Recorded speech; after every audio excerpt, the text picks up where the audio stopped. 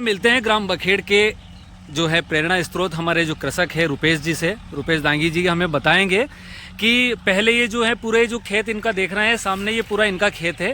पहले ये नरवाई जो है हर साल की तरह जलाना चाहते थे, लेकिन इस बार जो है राजस्व विभाग, कृषि विभाग और हमारे कलेक्टर महोदय की जो आदेश है उनकी प्रेरणा अनुसार अब ये नरवाई जलाएंगे नहीं, और नरवाई के जलाने की अपेक्षा ये जो है पूरे खेत का भूसा बनवाएंगे। हम इन्हीं के मुंह से सुनते हैं कि नरवाई का भूसा। आप बताएं रुपेश जी, आपकी जो आप पीछे जो भूसा बनवा रहे हैं, तो पहले क्या इसका जलाने का विचार था आपका? क्या है? पशुओं का भूसा। राजगढ़ जिले के ग्राम बखेड़ निवासी किसान रुपेश दांगी ने खेतों में नरवाई जलाने से होने वाले नुकसानों को समझा है एवं नरवाई से पशुओं के लिए भूसा तैयार कर रहे हैं। कृषक रुपेश बताते हैं कि वे नरवाई से भूसा बनाकर गौशाला में गौसेवा के लिए भूसा दान करेंगे। उन्होंने सभी ये आपकी बहुत अच्छी प्रेरणा स्रोत है। आप हमारे अन्य किसानों को भी क्या संदेश देना चाहेंगे? खेत में नरवाई जलाने से भूमि की उर्वरा क्षमता घटती है, प्रदूषण होता है, साथ ही अनेक बार आग लगने से जनधन की हानि भी होती है। आप ऐसी ही खबरों के लिए देखते रहिए BSG News 24 की खबरें। सही बात।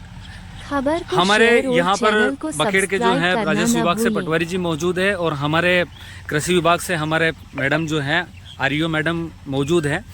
आप हमें मैडम हमारे किसानों को क्या संदेश देना चाहेंगी इसके बारे में? मैं सभी किसानों से यही अपील करना चाहूँगी कि नरवाई जलाने के बहुत से नुकसान है। उसमें सबसे पहला तो है कि हमारी ज़मीन है उसकी उर्वरक क्षमता कम होती है जी, जिसका दुष्प्रभाव हमें आगामी वर्षों में देखने को मिलेगा जब हमारा उत्पादन कम होगा जी, और हमारी ज़मीन बंजर होगी। सही है। दूसरा, कहीं ना कहीं हम ये करके पशु आहार की भी कमी कर रहे हैं। बिल्कुल।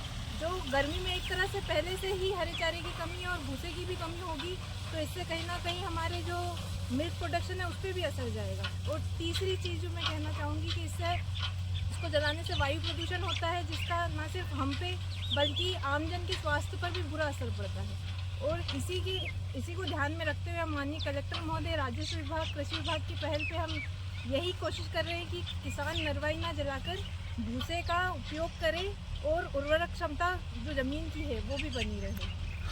आइए हम जानते हैं कि राजस्व विभाग का जो इसके बाद हमारे जो पटवारी जी यहाँ पर मौजूद हैं कि प्रतिबंधात्मक आदेश भी हुए हैं इसके संबंध में।